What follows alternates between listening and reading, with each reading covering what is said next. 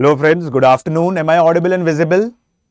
Yes, somebody please ping me so that I can begin with today's session.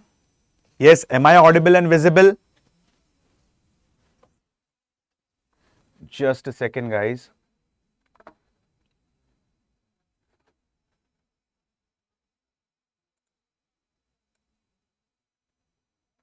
Yes, Rishi Pandey, good afternoon. Kaizen, hello. Yes, hello Nisha. Am I audible and visible? Somebody please ping me so that I can begin with today's session. Just a second.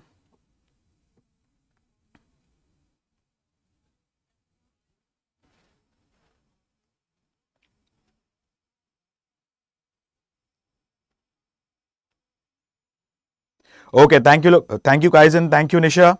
SS Talks, thank you. So, guys, after a long time, we'll be starting with the most awaited session, that is Medieval Indian History series. Just give me a second. Today's session is interesting.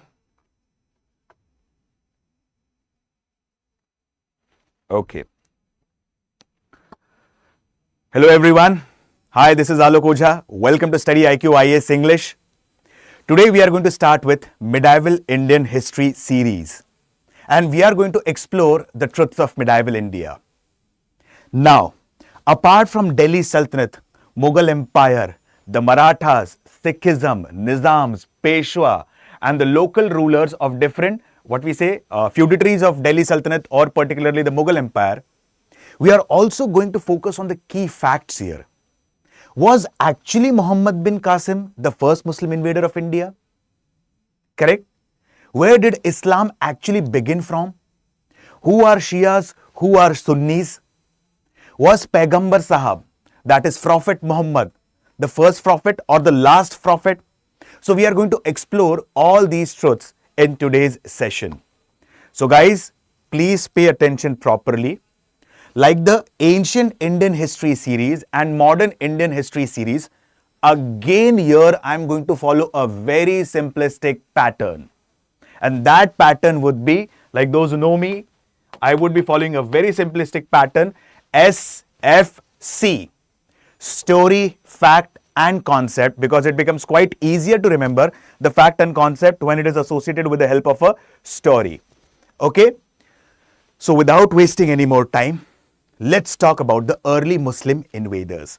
Now my first question to you guys is, who was the first Muslim invader of India? Yes, any idea, any clue?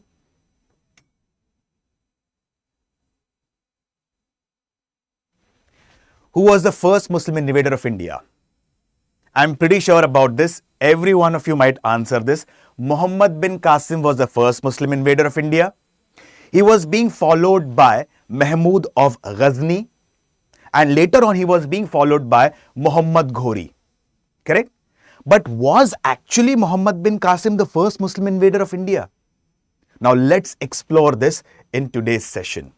Now before I begin with the early Muslim invaders, now let's understand about the pre-Islamic and the Islamic religion. What is the meaning of the word Islam? What are the principles of Islam? Who was Prophet Muhammad, who migrated from Makkah to Medina? So here we will explore the different aspects today. Okay? Now, the word Islam basically means surrender to one particular entity, and that entity is Allah. As per different Muslim scholars, as per different Islamic schools of thought and Islamic scholars, Prophet Muhammad, also referred as Hazrat Muhammad, was the 25th prophet. He is also referred as Nabi and Rasul. Rasul basically means messenger. So what is the story of Prophet Muhammad or Hazrat Muhammad, who migrated from Makkah to Medina? Let's explore.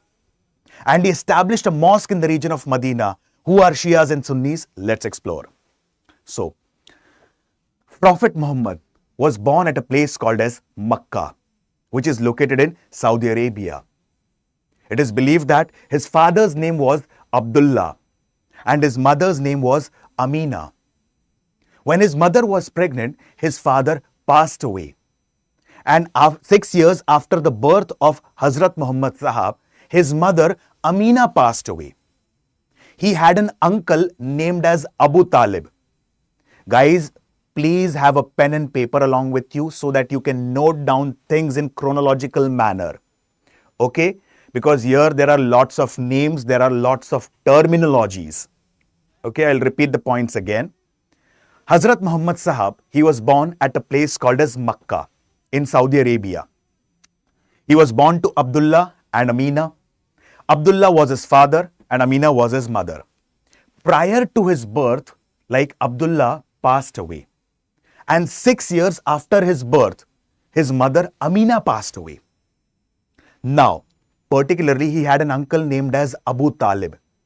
And Abu Talib had a son named as Ali. I repeat,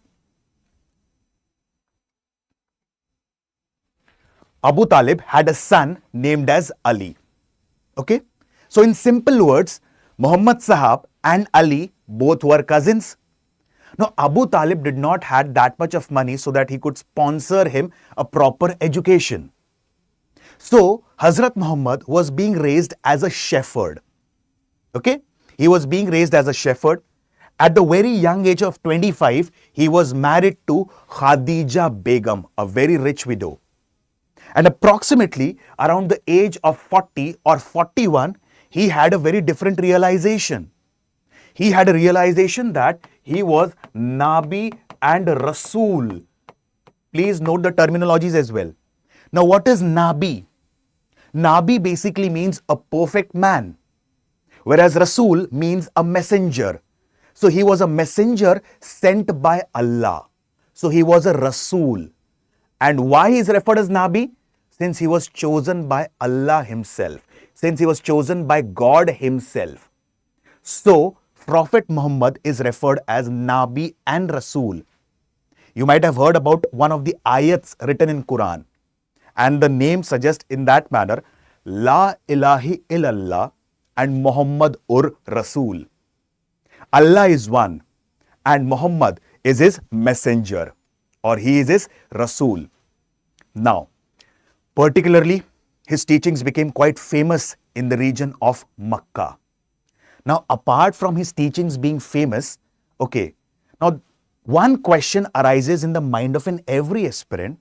What was there before Islamic period in the region of Central Asia or Arabian Peninsula?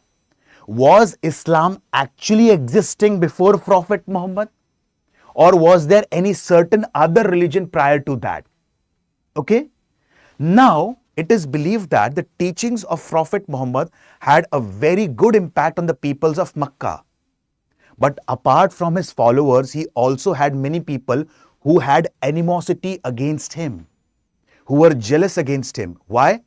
Because at that time, particularly in the region of Central Asia, people followed idolatry. Simple words, people followed idol worship. And in that case, Prophet Muhammad was completely opposed to idol worship. So the rich Arab merchants at that time, they were completely opposed to the teachings of Paigambar Sahab. They were opposed to the teachings of Hazrat Muhammad and he had to migrate from Makkah to Medina. Okay? And that process in the history of Islam is referred as Hijrat. This is one part of the story. Okay? I'll repeat the points again. Pay attention carefully for the people who have joined late on the platform so that you can easily understand the points. Okay? Now, I'll repeat the points again, okay?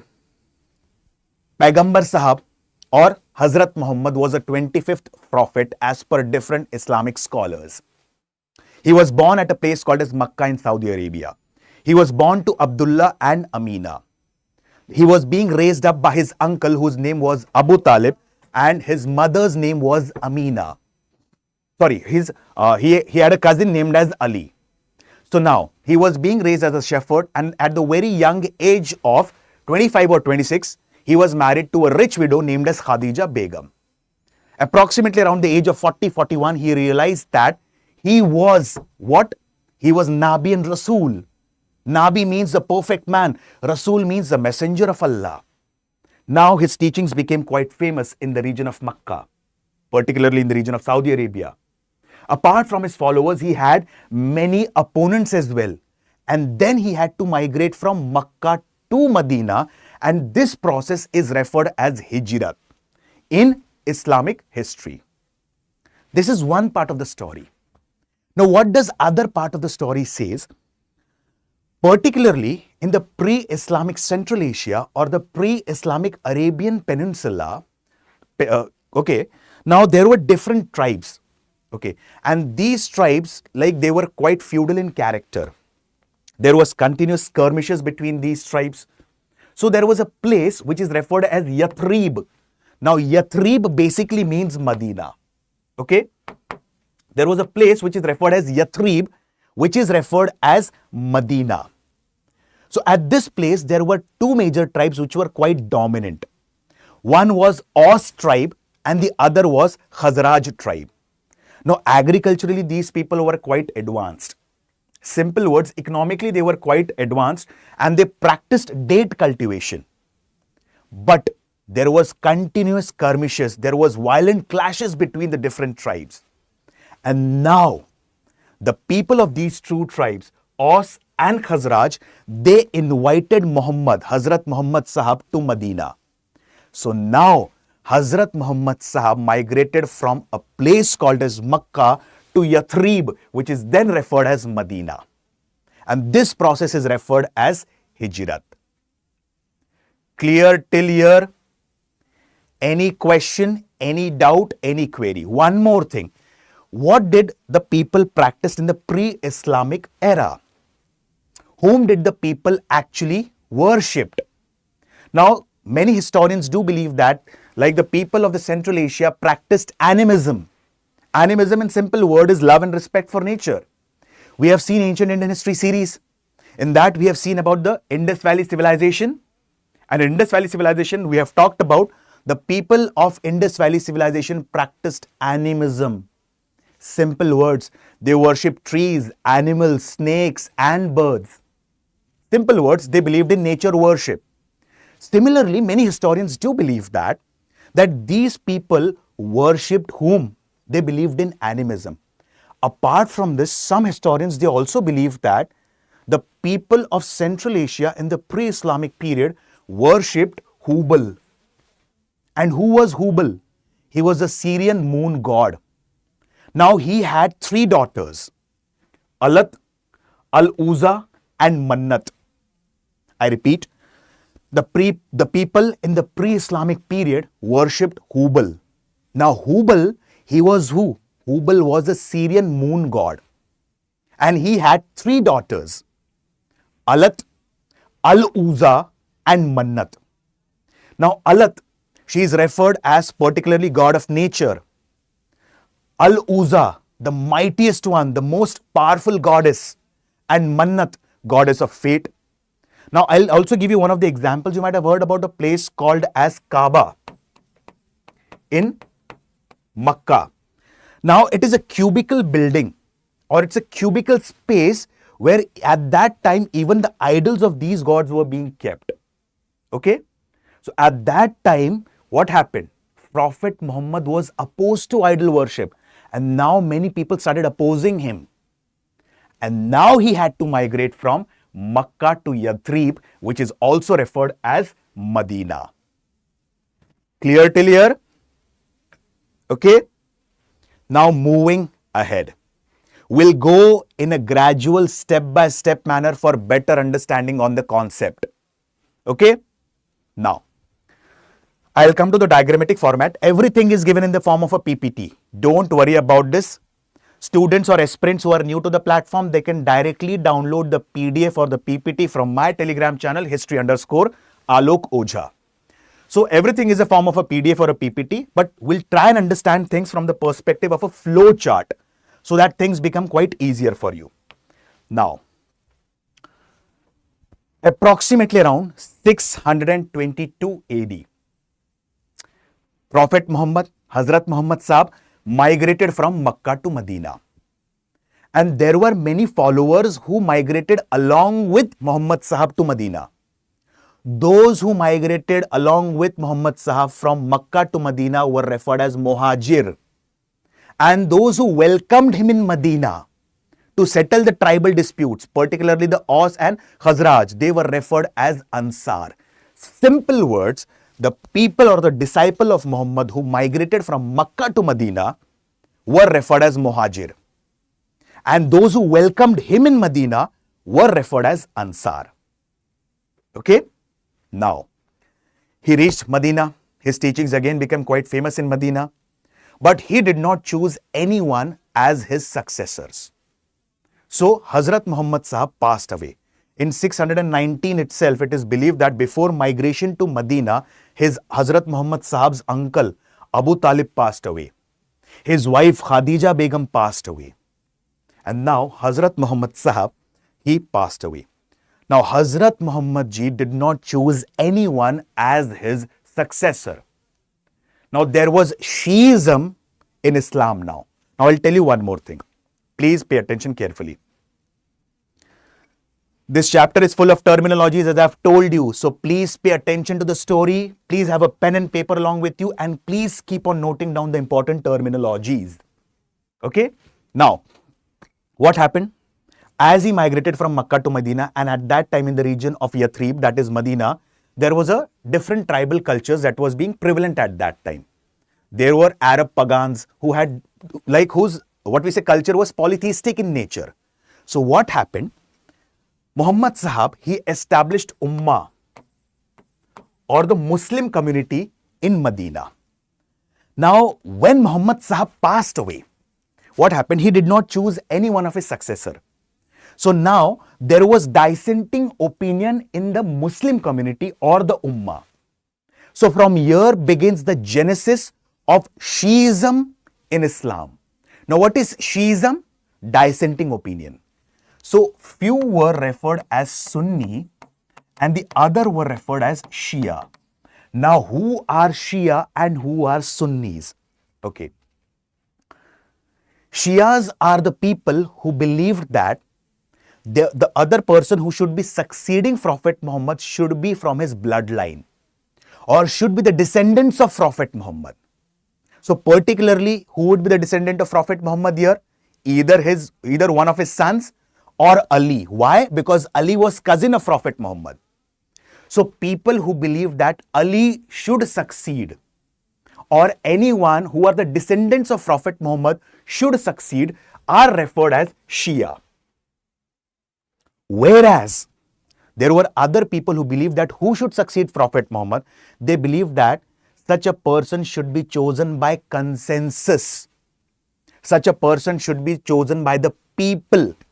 And such people are referred as Sunni. Simple words, those who believed that the successor of Prophet Muhammad should be one of his descendants were Shias. Those who believed that they should be chosen by whom? Correct? They should be particularly chosen by consensus, by the people. They are referred as Sunni. Clear till here? Now, moving with other part of the story.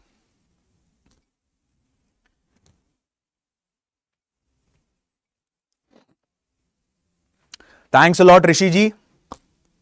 Don't worry, Nisha. It's not difficult. We just have to understand things in a chronological manner. I'll repeat the points again within next 30 seconds to 1 minute for the ease of the aspirants who have joined on the platform a bit late. Okay?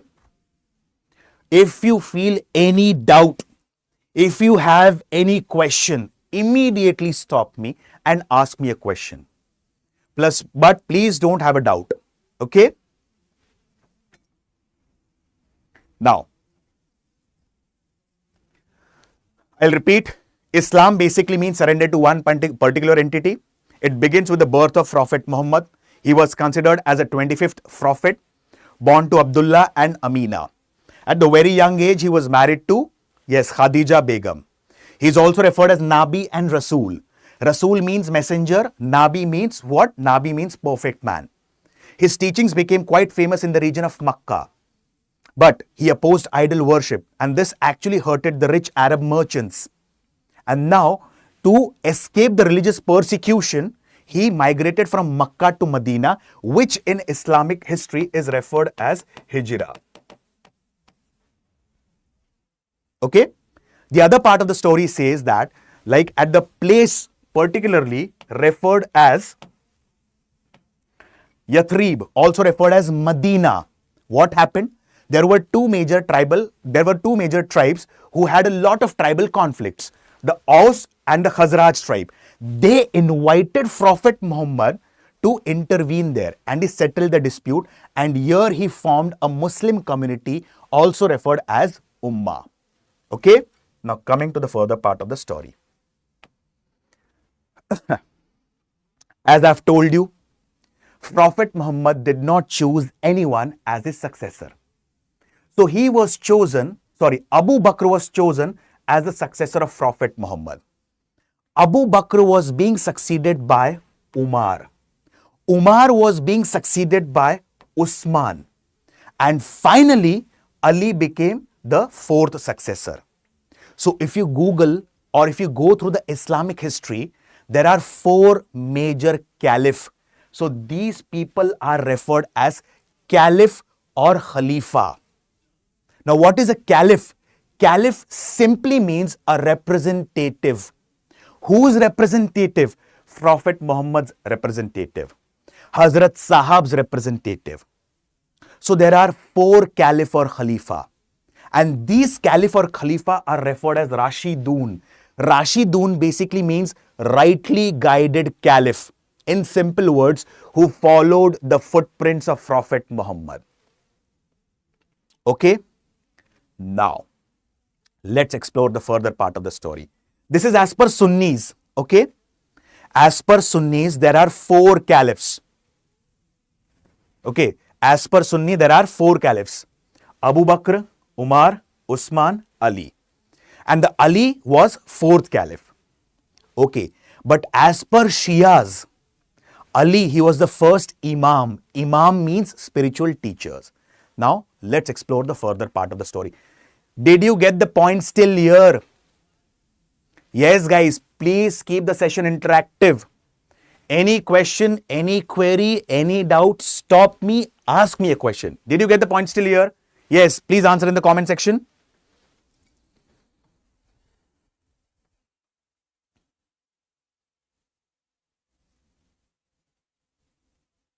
Okay. Now comes the actual political game will begin now. This was the basic part of the Islam. Now let's explore the actual political part here. Okay. The position of caliph with the passage of time, it became more powerful. Caliph was not only the religious head of the people, but he also started accruing political power. Now with the passage of time, there were different dynasties who had an eye on the position of caliph. And there was one dynasty which was referred as Umayyad dynasty. I repeat, there was one dynasty referred as Umayyad dynasty which was having an eye on the position of caliph. And at that time, the governor of Umayyad dynasty was Muwayya. Muwayya, he killed Ali and declared himself as the caliph. Okay? With the passage of time, the caliph started accruing more power and influence. He was not only the religious head, he also, there was also political powers in the hands of caliph. So there were different dynasties who were eyeing the position of caliph. And one such dynasty of Syria was Umayyad dynasty, and the governor of Umayyad dynasty was Muwayya, who killed Ali and declared himself as the caliph. Okay? Time passed by. With the passage of time, Muwayya also died. And when Muwayya died, he was succeeded by his son Yazid as the new caliph. I repeat, Umayyad dynasty ruling over Syria had a governor named as Muwayya. He killed Ali and declared himself as the caliph. After some time, Muawiyah also passed away. When Muawiyah passed away, his son Yazid became the new caliph. And when Yazid became the new caliph, at that time what happened? There were two sons of Ali. Pay attention carefully. A beautiful story again. There were two sons of Ali, Hassan and Hussein. Okay. Now, Hassan, he is referred as second Imam as per Shias. And Hussein, he is referred as the third Imam as per Shias. Now, what happened? Hussein said that I will acquire the position of caliph. So, what is going to happen? Hussein said that I will acquire the position of caliph. And who is sitting on the position of caliph? Yazid. Obviously, there is going to be a fierce battle between the two, Hassan and Hussein. Are you getting the points? Yes.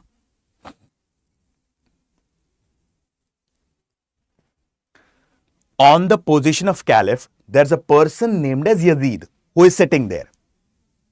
Okay? Now, Hussein says that I am going to acquire the position of caliph. Obviously, if a person is sitting on the position of caliph, there is going to be a fierce battle between both of them. A battle of Kerbala was being fought on 10th October 680 AD. And in this battle of Kerbala, okay, it is mentioned here, the battle of Kerbala was fought on 10th of October. 10th of October, the battle of Kerbala was being fought. And in this battle, it is believed that the family of Ali, they was being completely tortured in the scorching heat of summer for the next 10 days. And Kerbala, it is located near Iraq. And on the 10th day, Hussein, the family of Hussein, they were being tortured in the scorching heat of summer. Okay. And on the 10th day, Ali passed away. And this is revered in Islam as Muharram. Muharram basically means mourning. And here, Tajia is being taken out. Black clothes are worn. And slogans are being shouted out, Ya Ali, Ya Hussein. Did you get the basic history of Islam? Yes. Now, one question crops up in the mind of every aspirant. Sir, why did you tell the entire story before telling about Muhammad bin Qasim? There's a reason behind that, and you will understand this in the further part of the session. Okay. Did you get the point still here? Yes, please.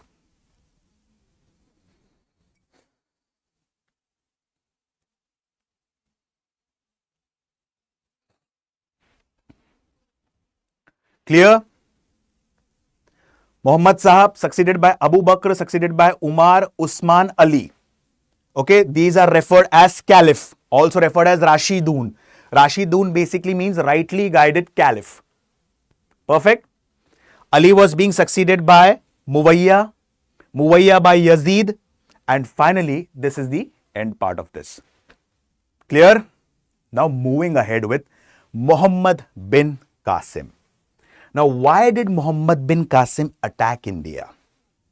Was Muhammad bin Qasim the actual first Muslim invader of India? Did Arabs try to invade India prior to this or not? Now, let's understand these things in quite depth and detail. There is a book referred as Chachnama, also referred as Fatehnama Sindh, which mentions that Muhammad bin Qasim was the first Muslim invader of India. Why did Muhammad bin Qasim attack India? What was the purpose of attacking India? Was it a political motive again? What is the policy of what we say spreading Islam throughout the world again? Let's explore this. Who was Muhammad bin Qasim? Now, we have studied while back about whom? Umayyad dynasty. Okay? Everything would be available in your PPT, PDF. Don't worry about this. Please try and understand the flow chart. Okay. Okay. So let me check if any comments, if any doubts. there's a dynasty called as Umayyad dynasty. Now, Umayyad dynasty had a viceroy or a governor whose name was Al-Hajjaj. Pay attention carefully. Umayyad dynasty had a viceroy or a governor referred as Al-Hajjaj. And Al-Hajjaj had a cousin, a brother named as Qasim bin Yusuf. And Qasim bin Yusuf had a son named as Muhammad bin Qasim. Okay?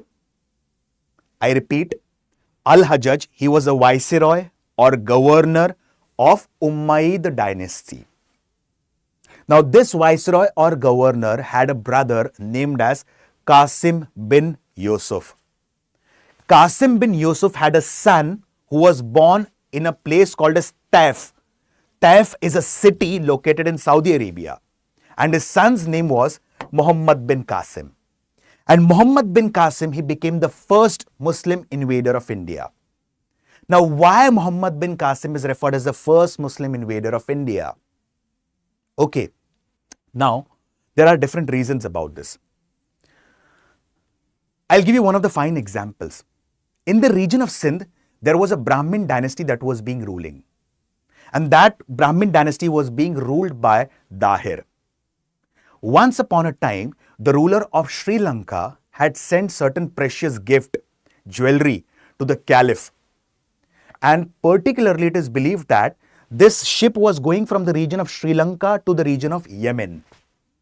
Okay? Now, apart from gifts, jewelries, gold, pearls and everything, it is believed that on this ship there were many Arabian women that were aboard. And as soon as the ship reached the region of Debal, and it is located particularly in the region of Sindh, this ship was being looted by the pirates. Okay? And there were many Arabian women on the ships who were being taken as captive. Immediately, Al-Hajjaj, the viceroy of Umayyad dynasty, he told Dahir, the ruler of Sindh, that immediately give the cruelest form of punishment to the pirates. First thing. Okay? And second thing, I want the release of all the Arabian women who have been taken as captive by the pirates. Dahir, who ruled the small region of Sindh, said to this person that I am not involved in this any kind of acts. And this is not my business to interfere with people, or this is not my business to interfere with the pirates. Yes, I'll surely try to know who is behind this incident. Now, this was taken as an humiliation or insult by Al-Hajjaj. Okay. Now, he felt this as an insult, that how did Dahir talk to me in this manner? Okay. And now this person, Al-Hajjaj, he dispatched Muhammad bin Qasim to conquer the region of Sindh. And this has been mentioned in a book called as Fateh-Nama Sindh or Chachnama. That is the reason why Muhammad bin Qasim captured the region of Sindh. And he is referred as the first Muslim invader of India. One part of the story. So, like there's a historian and a researcher who's named as Mubarak Ali. He says that, is this the only reason that why did Al-Hajjaj sent or he dispatched Muhammad bin Qasim to capture the region of Sindh? Or were there any different reasons?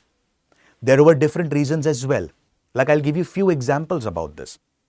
Like this person, Al-Hajjaj, on the instructions of Caliph, he was following the policy of Shikan. Shikan basically means continuously spreading the Islam in different parts of the region. First thing.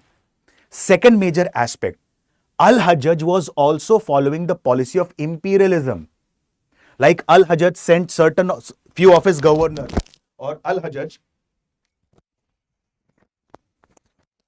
Just a second. Al-Hajjaj, he was following the policy of imperialism. So he sent few of his governors or few of his military commanders in the region of Transoxiana. What is Transoxiana region? Particularly Central Asia, Kazakhstan, Kyrgyzstan, Tajikistan and so on. He sent few of his governor generals to the region or military commanders to the region of Oman. He sent Muhammad bin Qasim to the region of India. Hence, Muhammad bin Qasim became the first Muslim invader of India. Apart from this, why did Muhammad bin Qasim attack Dahir? Some historians believe that there were certain Iranian fugitives who were being given asylum by Dahir. Hence this person, what happened? He captured or he conquered the region of Sindh and killed Dahir. After killing Dahir, it is believed that this person, Muhammad bin Qasim, he took into captive two women, two daughters of whom? Two daughters of the Hindu ruler Dahir. And the two daughters were Surya Devi and Primal Devi.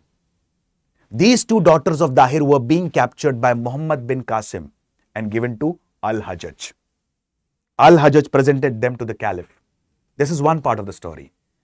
Other says that particularly, this is not the only thing, that this is the one part of the story, but we have to see the other part of the coin as well. Correct? I'll give you one of the finest example. There is a book called as Invaders and Infidels. Now, every NCRT, every reference book has mentioned one thing. And what has that mentioned? Muhammad bin Qasim was the first Muslim invader of India. Was this the only truth? I'll give you a few examples now where you will start pondering about things that what actually is written in our book is the truth. I'll give you a few examples. Muhammad bin Qasim invaded India approximately around 712 AD. Mentioned in the historical books, NCRTs, Tamil Nadu State Board books and so on. Now let's explore the other part of the story. Now, I'll give you a small example. There's a book called as Invaders and Infidels. And in that book, it has been specifically mentioned that Arabs, they attacked India approximately around 636 AD previously as well. Okay, 636 AD. Apart from this, it is believed that Arabs from the time of Rashtrakutas had trading contacts with India. And since these people had trading contacts with India, like it is believed that particularly, these people, they settled in the certain parts of the southern India.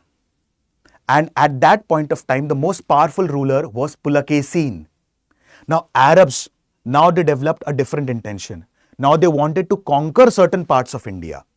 And Arabs attacked the region of Thane for the first time, not Sindh. So they attacked the region of Thane. And Pulakesin at that time, it is believed that he drove away Arabs out from India. And this has been mentioned in a book called as Invaders and Infidels. Secondly, after this, Pulakesin is also referred as Avani Janashreya.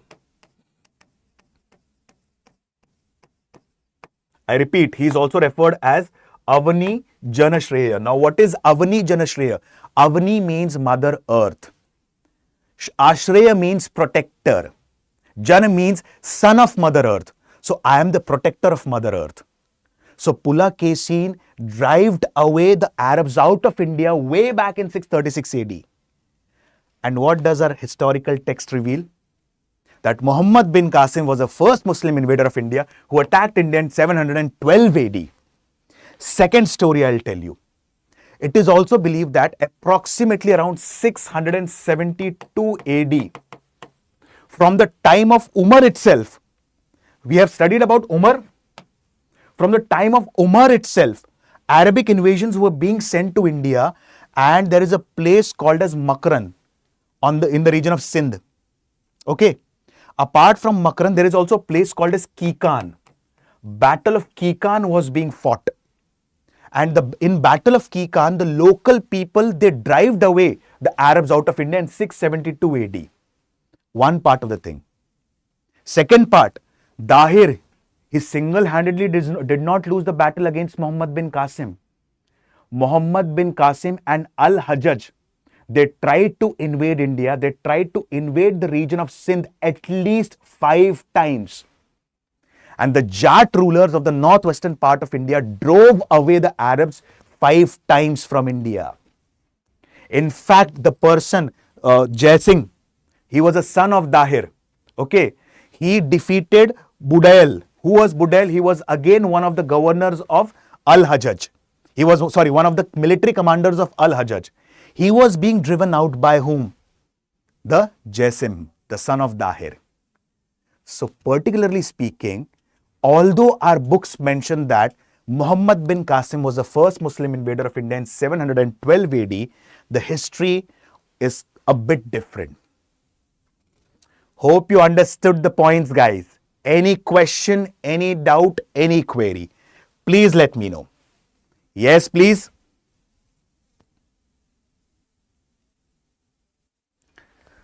Sometimes, like guys, I'll tell you, sometimes the truth that is being revealed to us, okay, I'm not saying the truth that has been revealed to us in the NCRTs or the truth that has been revealed to us in our, what we say, state board books or in our reference books is completely false. But I particularly believe that there is a partial truth hidden behind that. Okay. Like if you Google, we'll study about this in the further coming lectures about the slave dynasty. If you Google about Qutbuddin Aibak, okay, Qutbuddin Aibak, he was the founder of slave dynasty, and it is mentioned that Qutbuddin Aibak died while playing Chaughan. Is this a real story? Like Chaughan means a polo at that time. And polo. Like I'll give you a small example. There was a ruler, Karandev, in the region of Udaipur. And this person, Qutbuddin Aibak, wanted to capture the region of Udaipur. He captured the region of Udaipur. Okay. Now he captured the region of Udaipur, and after capturing the region of Udaipur, what happened? This person moved from the region of, he took this person, Karandev, into captive and took him to Lahore, because at that time his capital was Lahore.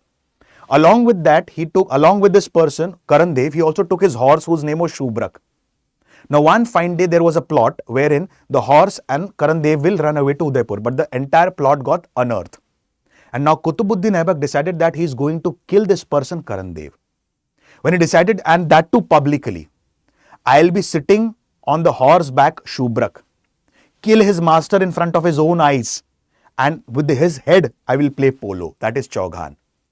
Correct? Now what happened? As soon as the horse saw his master's condition, what happened? The horse took a leap. Immediately Qutbuddin Aibak fell down, and when Qutbuddin Aibak fell down, horse with his mighty hooves, what did he do? He put his, his legs on the throat of Qutbuddin Aibak, and Qutbuddin Aibak died. But what does our historical text reveal? Qutbuddin Aibak died while playing Chaughan. Okay. Yes, Shushmita, you have a question. Once again, explain the Battle of Kerbala. Okay, I'll explain the Battle of Kerbala, which occurred in 680 AD, 10th of October. Now, Sushmita and the others, pay attention carefully. Like as I've told you, the most powerful position at that time was the position of Caliph. Okay. And there was a governor of Syria whose name was Muwayya. Now this person Muwayya, he killed whom? This person Muwayya killed Ali, who was the Caliph, and he now became the new Caliph. After some time, Muwayya also passed away. Okay. Sometime Muwayya also passed away. And when Muwayya passed away, what happened? He was succeeded by his son, whose name was Yazid. Okay. Now, Ali had two sons, Hassan and Hussein. I'll go back to that slide for easier explanation. Yazid became the new caliph after the death of Muwayya. Ali had two sons, Hassan and Hussein. Okay. Now, Yazid was sitting on the position of caliph. And this person, Hussein, aspires to become the caliph. So, what will happen? There is going to be a battle between both of them. And there was a fierce battle that was fought at a place called as Kerbala. And Kerbala, it is located near Iraq. In this battle, the family of Hussein was tortured for the next 10 days in the scorching heat of summer. And he succumbed to death. And this is referred as Muharram. And this episode is referred as Battle of Kerbala. Hope so, Sushmita, I have answered your question. Hope you understood the things. Yes. Yes, Babita, ab samajh mein aaya? Did you get the point? I have repeated the point again. Yes.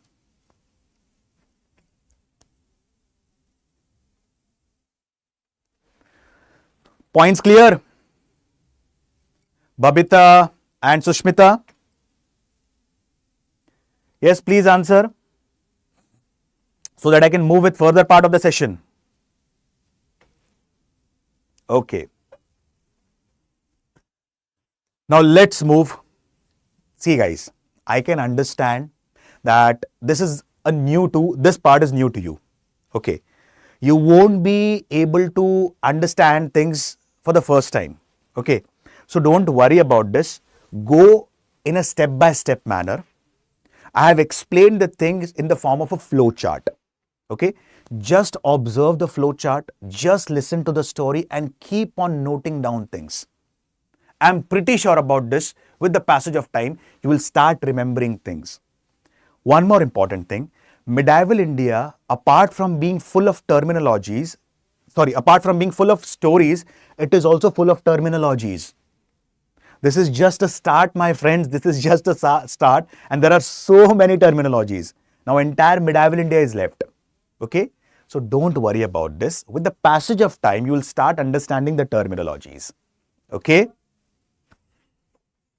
Yes, Sushmita, did you understand? Okay. Now let's start. Let's move on with the other part. Who is the second Muslim invader of India, guys? First Muslim invader was Muhammad bin Qasim. Who is the second Muslim invader of India? Yes. It's written on the board, guys.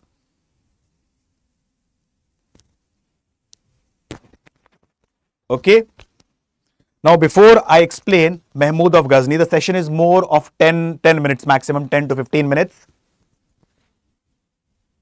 Now, I'll give you a small example for your easier understanding.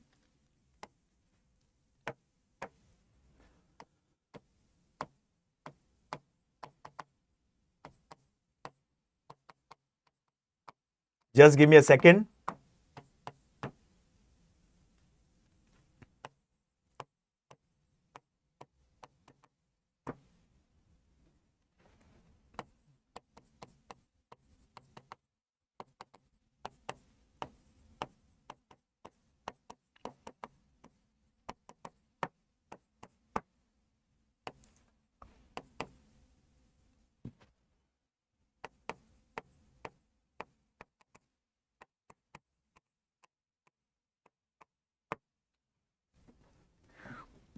Now, let's understand about Mahmud of Ghazni.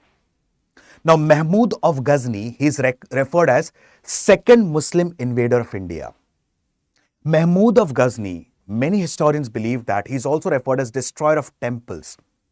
What was the actual purpose of Mahmud of Ghazni coming to India? Was it that Mahmud of Ghazni wanted to establish a permanent settlement in India? Or just he wanted to plunder India? Let's explore. Okay. Now, we have studied about the Umayyad dynasty. So, simple words, Muhammad bin Qasim, he belonged to Umayyad dynasty. Now, Umayyad dynasty was being succeeded by another dynasty in Central Asia, and that dynasty was referred as Abbasid dynasty. Okay?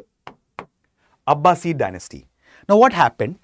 Usually, the Turkish soldiers, the Turkish nobles oftenly switch their loyalties.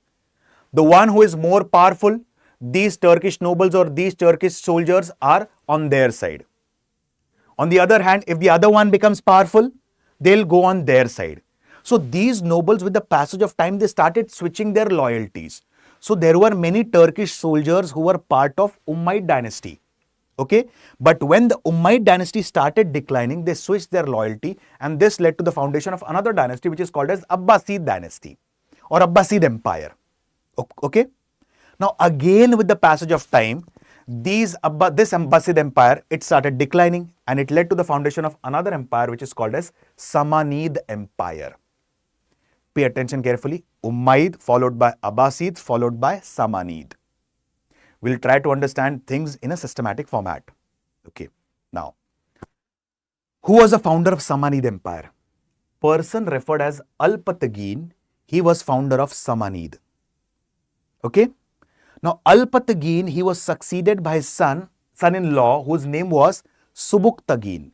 And Subuktagin, he declared himself as independent at a place called as Ghazni in Afghanistan, and laid the foundation of a dynasty called as Ghaznavid dynasty. Please do not get confused. Okay? I'll repeat the points again. Umayyads declined. Umayyads were followed by Abbasid. Abbasid were followed by Samanid. Who was the founder of Samanid Empire? Alpatagin. Alpatagin had slave as well as son-in-law whose name was Subuktagin. Okay? Now Subuktagin declared himself as independent. And he declared himself as an independent ruler at a place called as Ghazni, which is located in Afghanistan. Hence this dynasty is referred as Ghaznavid dynasty. And hence Subuktagin's son is referred as Mahmud of Gazni. Okay? Now, Subuktagin, he had two sons, Ismail and Mahmud. But the relationship between Mahmud and Subuktagin were not cordial relations. Simple words, the relationship between the father and son was not cordial. So what happened? This person, Subuktagin, he gave the entire empire to one of his sons whose name was Ismail. And he did not give anything to his son, Mahmud of Gazni. Why? Because the relation between Subuktagin and his son, Mahmud of Gazni was not at all cordial. So he did not give even a pie of an empire to his son, Mahmud. And this person passed away. Now what happened? Obviously, if Mahmud did not get anything as a part of the empire, he is going to oppose his brother Ismail. Okay? So Mahmud of Gazni, he asked his brother Ismail that you keep the certain part of the kingdom and give certain part of the kingdom to me. Now I'll give you a small example. Mahmud, he asked his brother Ismail to keep the region of Balkh in Afghanistan and give him the region of Ghazni. But Ismail denied. Ismail said that the entire kingdom was given to me by father. Why should I give you the kingdom? Obviously, there is going to be a battle between Mahmud and Ismail. Battle was being fought in which Ismail was being defeated and Mahmud, he became the ruler of Ghaznavid dynasty under the title Mahmud of Ghazni. Clear? Yes. Please do not get confused. I will repeat the points again for better understanding of the concept. I don't have any issue with the repeating the points because I want everyone's concept to be crystal clear. Okay? Okay. Umayyad dynasty, it declined. It was being followed by another dynasty, Abbasid dynasty. It also declined. It was being followed by another dynasty, Samanid. Okay? Who was the founder of Samanid? Alpatagin. Alpatagin had slave as well as son-in-law whose name was Subuktagin. Now Subuktagin declared himself as independent. Where did he declare himself as independent? At a place called as Ghazni in Afghanistan, and laid the foundation of a new dynasty, Ghaznavid dynasty. Okay? Ghaznavid dynasty. Now, Subuktagin had two sons, Ismail and Mahmud. Now, Ismail, like particularly speaking, the relation between his son, Mahmud and Subuktagin was not a cordial relation. So, he gave the entire empire to his son, Ismail. Subuktagin passed away. And when Subuktagin passed away, what happened? This person, Mahmud, he asked his brother Ismail to give certain part of the kingdom to him, to which Ismail denied. Mahmud said that, keep the region of Balkh in Afghanistan for yourself and give Ghazni to me, which was denied. Battle was fought between Mahmud and Ismail, in which Mahmud emerged victorious and he became the ruler of Ghaznavid dynasty under the title of Mahmud of Ghazni. Okay? Interesting fact. Mahmud of Ghazni. Okay. Mahmud of Ghazni is also referred as Mahmud Zubuli. Why he is referred as Mahmud Zubuli? Because his mother was from Zubulistan. Okay? Now, his mother was from Zubulistan. Now, what were the main reasons? Thanks a lot, Nisha. It's good to hear that you guys are getting the concepts. Okay? These efforts are being taken for you guys itself so that you understand the concepts in a crystal clear manner. Now, let's understand what were the major reason why this person, Mahmud of Gazni, wanted to conquer India. I'll give you a small example from the ancient India. Why was Alexander attracted towards India? Obviously, the wealth of India. Correct? Like I'll give you a small example like Alexander. We have studied about Alexander before studying the Mauryan Empire. I have covered this part as a part of marathon session as well. So Alexander, he not only wanted to explore the geography of India, but he was also attracted by the wealth of India. Okay? Hence he conquered the region of, he wanted to invade India. Similarly, Mahmud of Ghazni actually did not wanted to establish permanent settlement in India. He wanted to plunder India. He wanted to loot India. Why?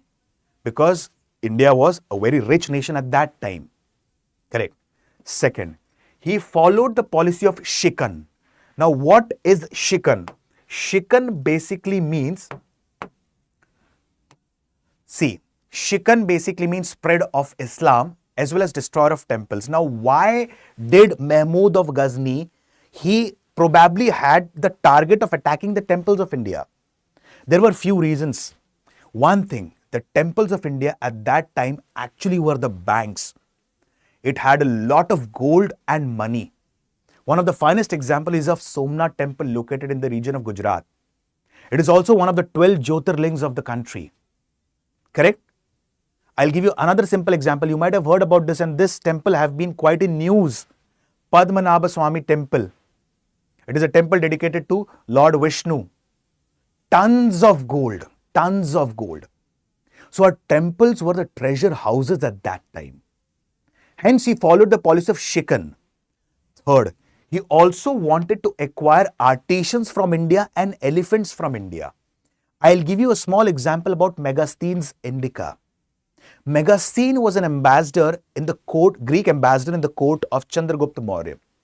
He was sent by Seleucus Nicator, and he wrote a beautiful book referred as Indica. In that book, it has been specifically mentioned that Indian elephants are bulkier and stronger than Libyan elephants. So, this person, he wanted to capture the region of what? He wanted to acquire elephants from India. I'll give you another example about this elephants.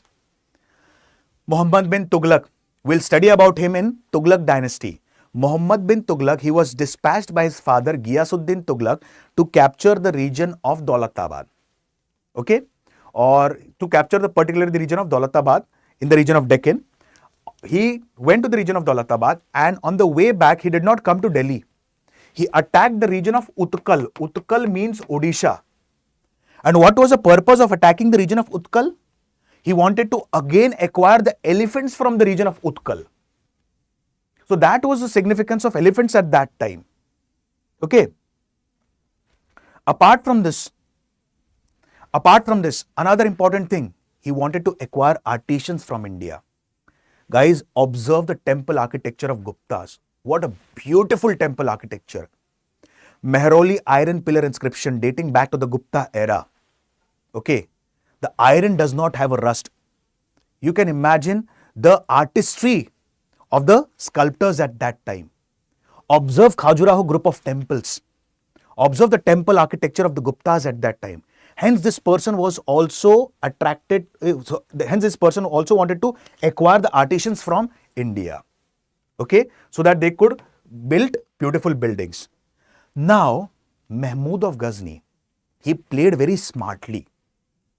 He has carried out 17 expeditions in India, and he was successful in approximately all the expeditions. What was the reason behind that? He played very smartly. How? He usually attacked India during the summer seasons, and this fact has been mentioned in a book of medieval Indian history written by V.D. Mahajan Sahab. And he mentions that particularly that he usually attacked India during summer season before the onset of the monsoon. Why? Because when the monsoon in India starts, the North Indian rivers are over flooded. Particularly the river Indus, river Ganga and its tributaries. I'll give you a small example. Kabul, Shyok, Gilgit, all these, then Jhelum, Chenab, Ravi, Satluj, Byas, all these are tributaries of river Indus. And they are heavily flooded during the monsoon season. Correct? So, in that case, this person usually attacked India before the onset of the monsoon.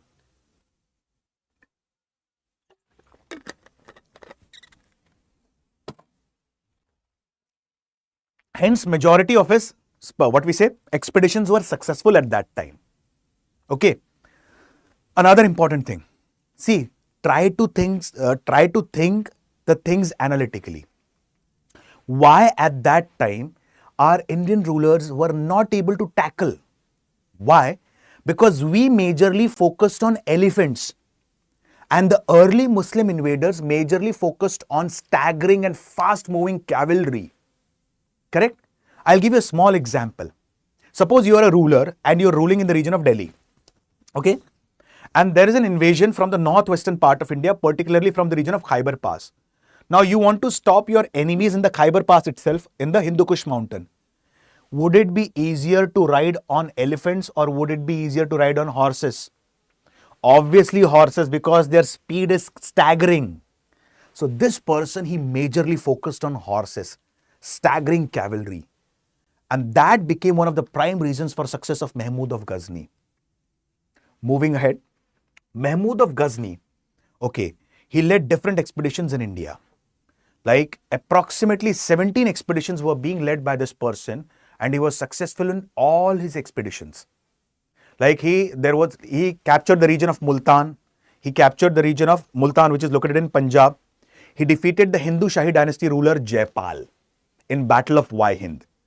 After few years, Jaipal's son Anand Pal, he wanted to take revenge. Now, why did Anand Pal wanted to take revenge? There's a reason behind that.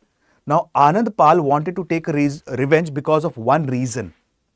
Because at that time, his father Jaipal was a very powerful ruler, Hindu Shahi dynasty ruler.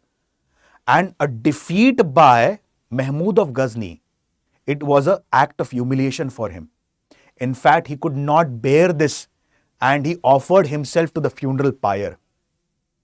Okay, that was a matter of disgrace for Hindu Shahi dynasty ruler Jaipal.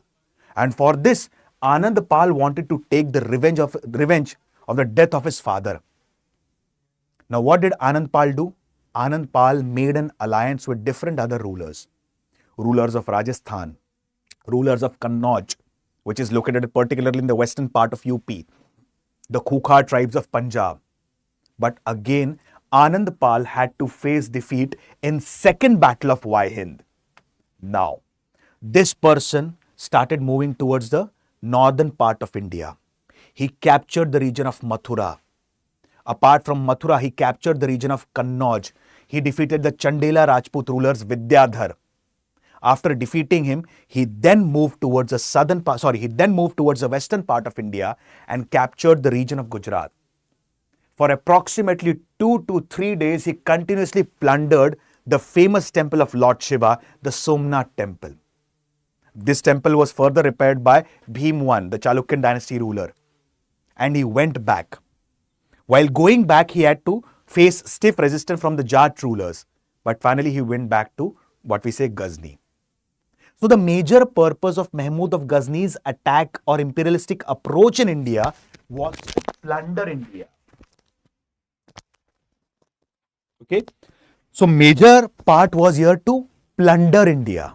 So he never majorly had the intention to establish permanent settlements in India.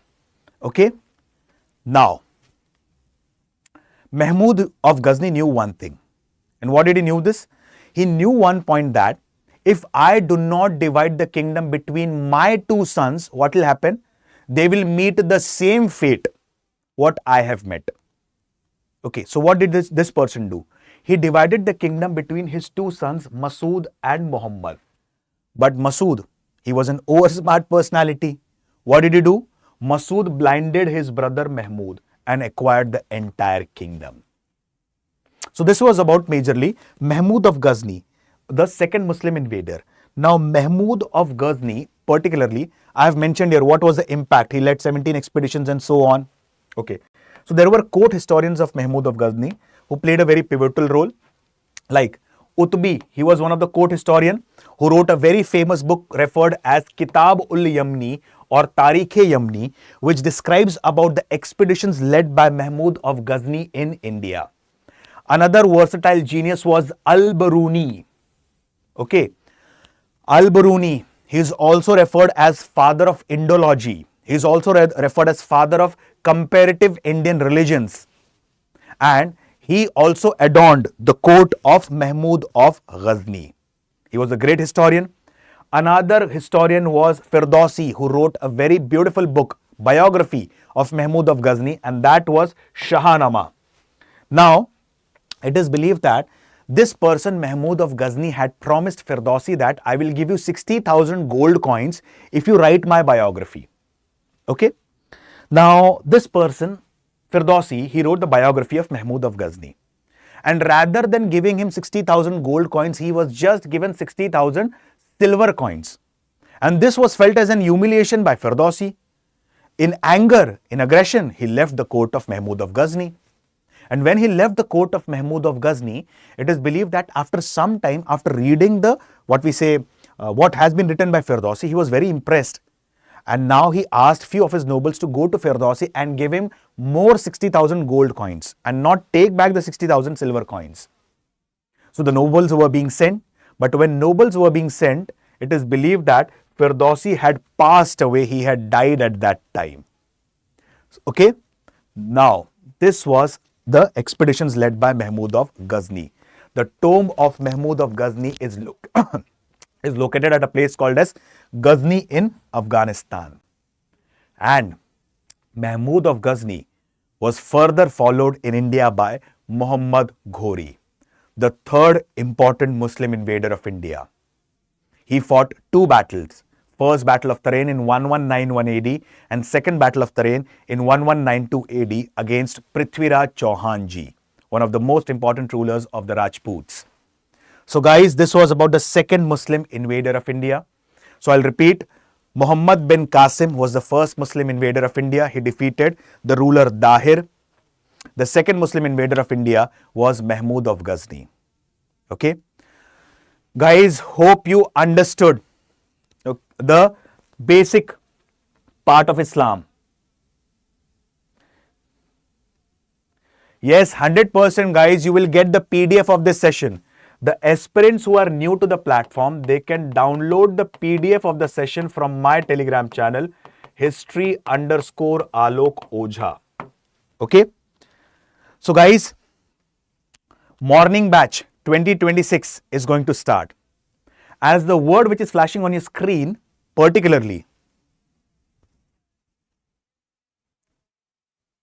and the word which is flashing on your screen particularly is Pratigya. Okay. So the morning batch 2026, it is going to start.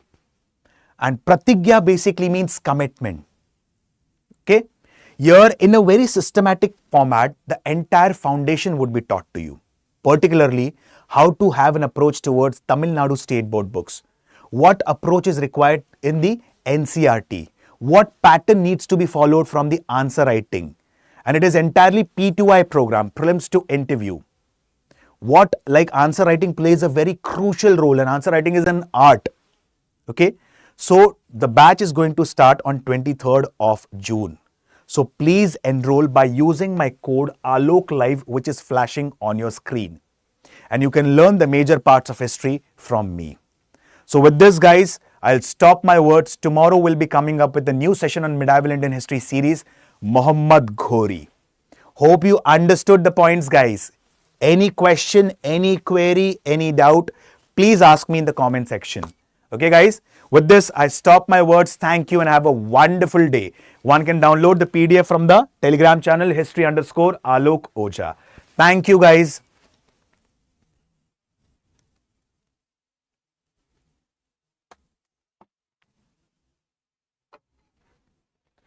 Nivedita, it is not necessary that you remember the major years, but it is not necessary that you remember every battle years or what happened here.